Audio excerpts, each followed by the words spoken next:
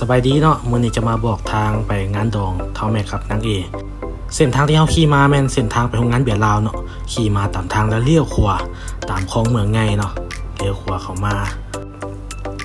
แล้วขี่ไปตามทางเนาะเฮาจะสังเกตเห็นศาลาเมืองขวาและเลี้ยวซ้ายไปทางตลาดเฮาขี่ไปตามทางเนาะเลี้ยวซ้ายไปปกติแล้วขี่ไปตามทางเฮาจะเลี้ยวขวาอยู่3แยกใหญ่ขี่ไปตามทางเนาะเลี้ยวขวา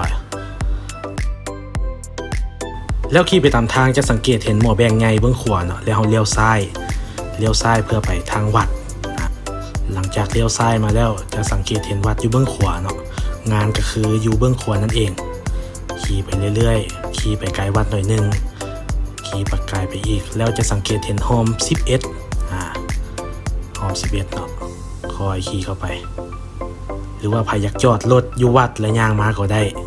หรือว่าอยากจอดทางในงานเลยก็ได้เนาะบรรยากาศก็จะประมาณนี้เนาะอยู่เย็นเป็นสุขมามวนๆน้ำกันเด้อทุกคน